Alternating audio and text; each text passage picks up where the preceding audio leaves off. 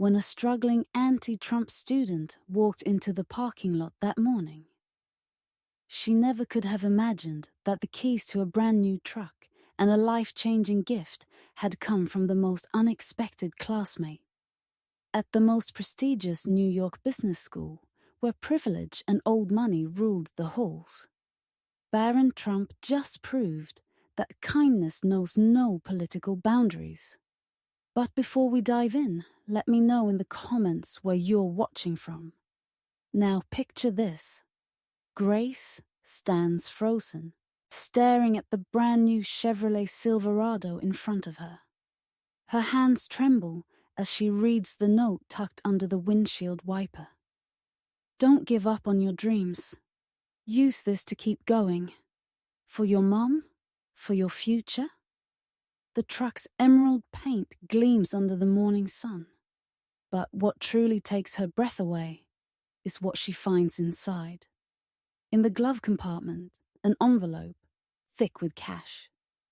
Enough to cover her mother's medical bills and wipe away her crushing student debt. But what makes this moment truly extraordinary isn't just Barron's incredible gesture. It's the fact that Grace was a member of one of the most vocal anti-Trump student groups on campus. Unlike her peers, though, she never joined their angry chants or participated in protests. She'd simply sit quietly during meetings.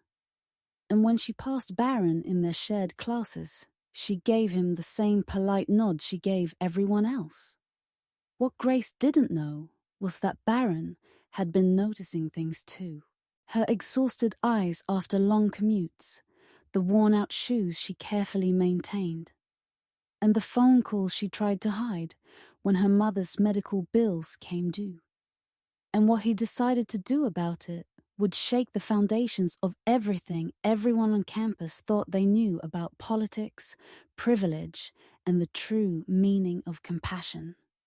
Growing up in a small town in Ohio, Grace knew the value of hard work.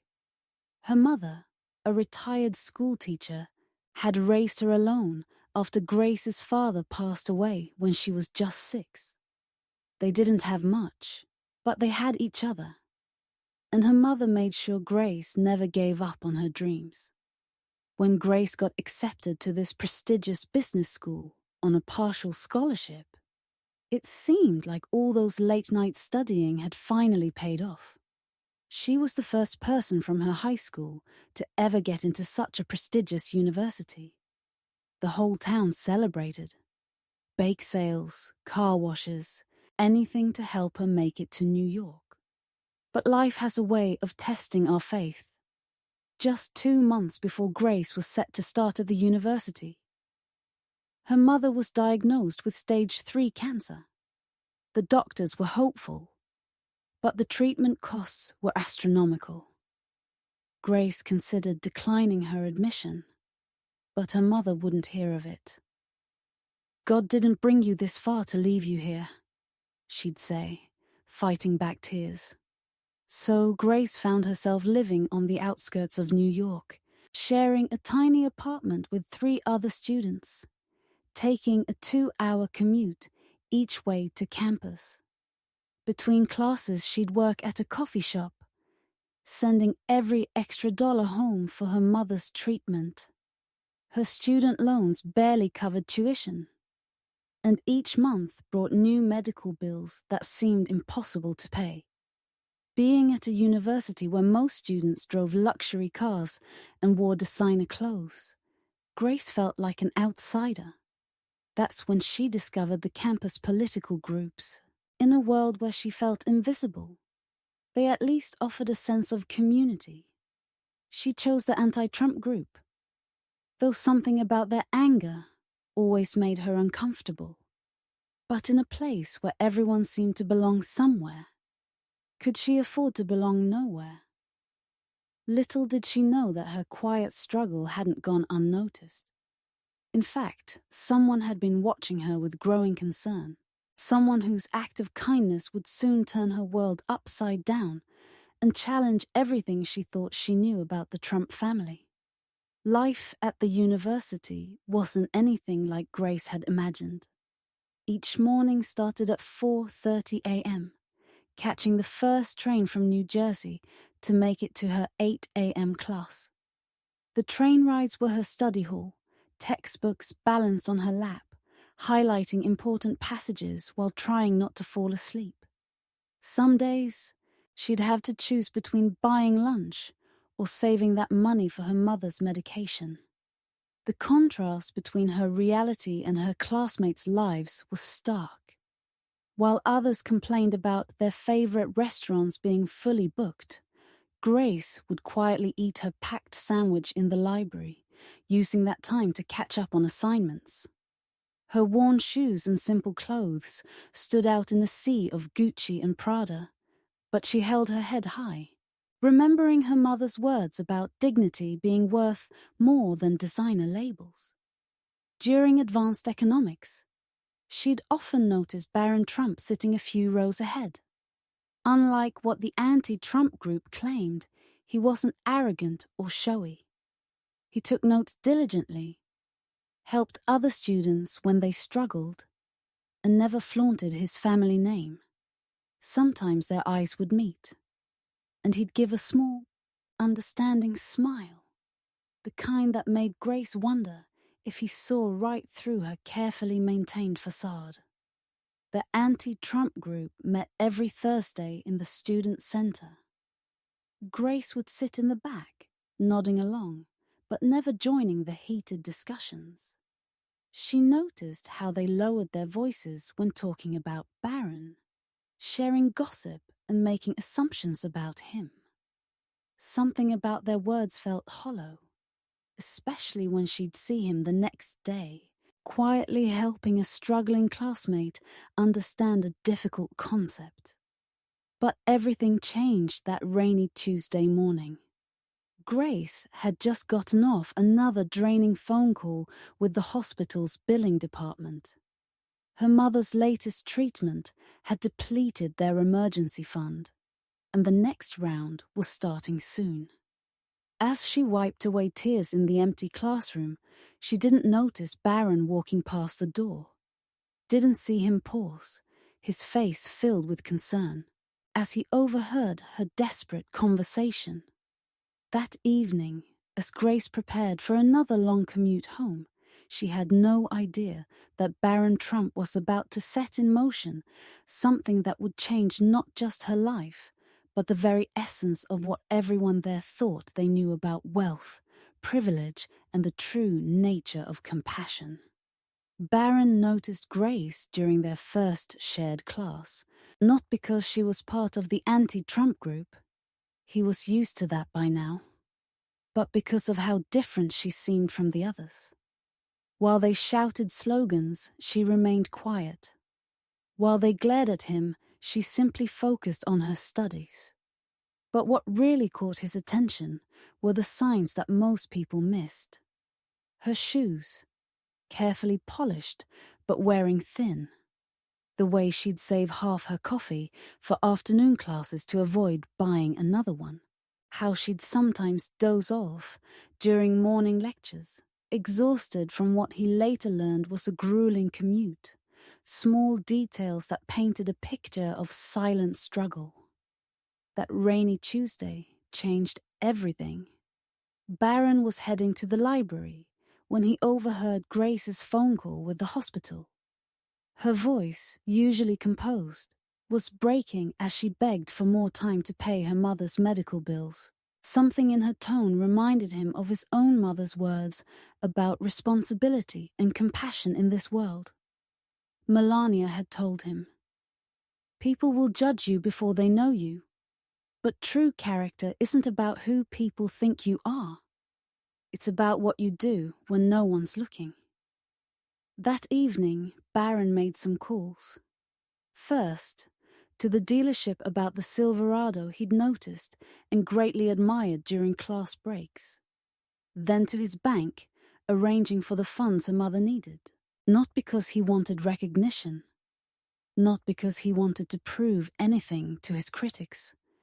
But because he believed that when you have the power to help someone, You have the responsibility to do so. As he wrote the note to accompany his gift, Barron thought about how his action might be misinterpreted.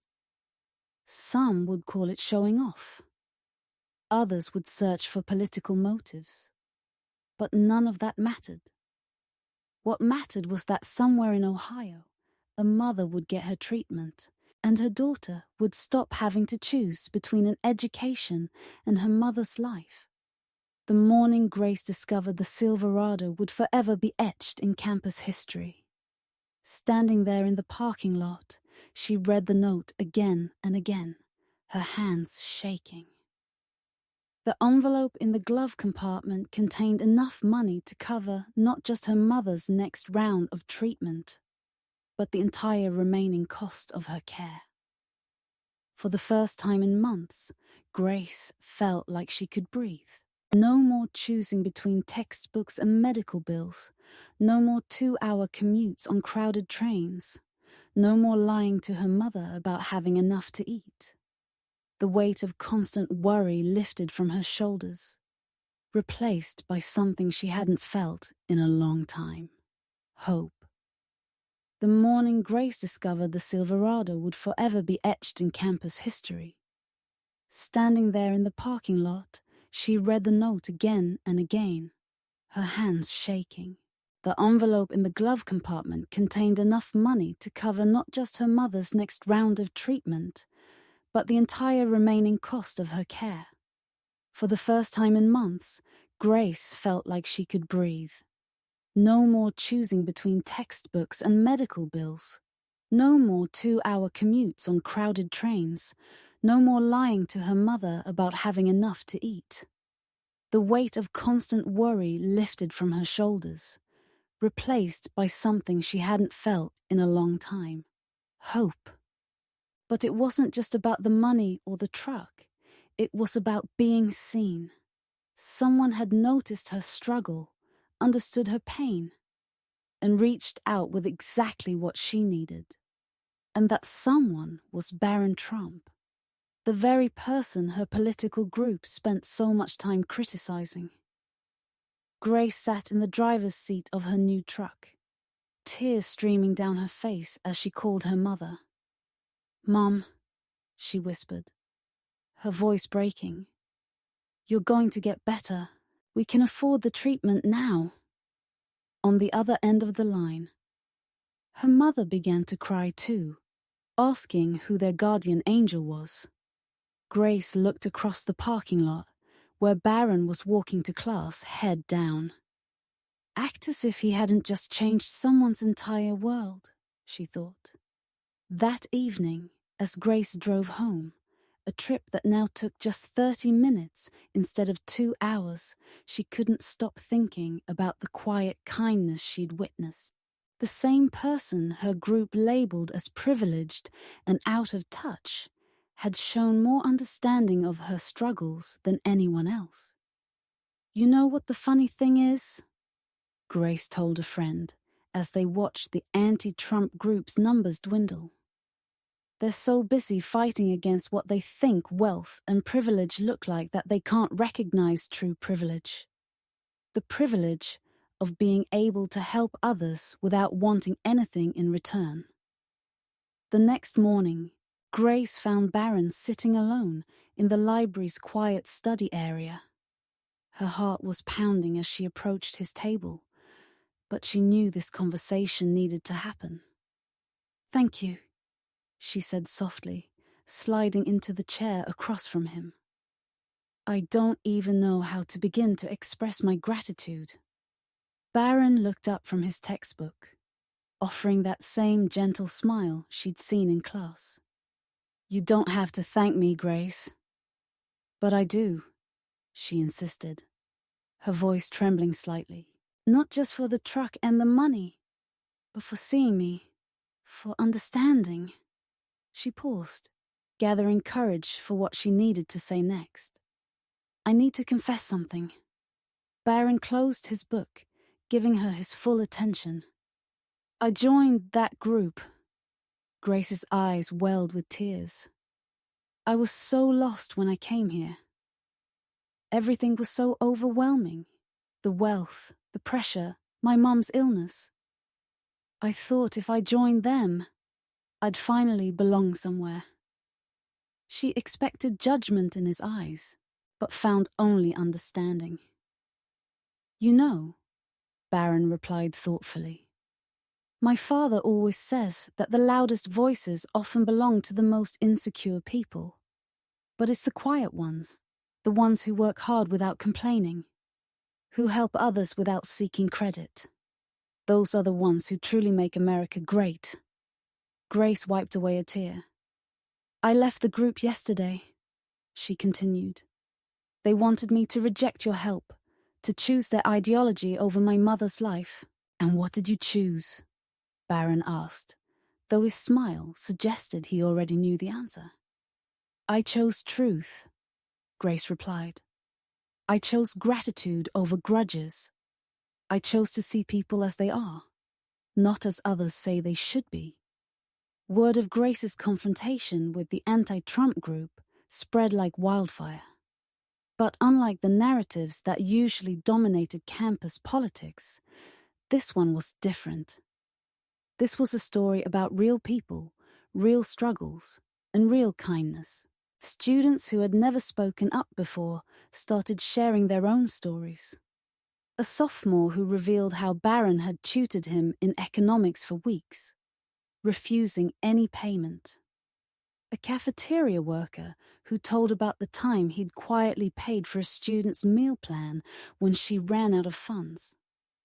Small acts of kindness that had gone unnoticed because they didn't fit the expected narrative. The anti-Trump group tried to spin the story, claiming Grace had been bought off, but their accusations fell flat when Grace's mother arrived on campus for her next treatment, paid for by Barron's gift. The sight of Grace hugging her tearful mother in the parking lot, both of them thanking God for their guardian angel, did more to change hearts than any protest ever could. You know what the craziest part is? Grace told a friend as they watched the anti-Trump group's numbers dwindle. They're so busy fighting against what they think wealth and privilege look like that they can't recognize true privilege. The privilege of being able to help others without wanting anything in return. And as Grace stood at the podium in the university's main auditorium, delivering a speech about the power of kindness and the importance of seeing people for who they truly are, she knew she was exactly where she belonged, not in any group or camp, but in a place of truth, gratitude, and authentic compassion. What did you think of this story? Leave a comment below and share your thoughts.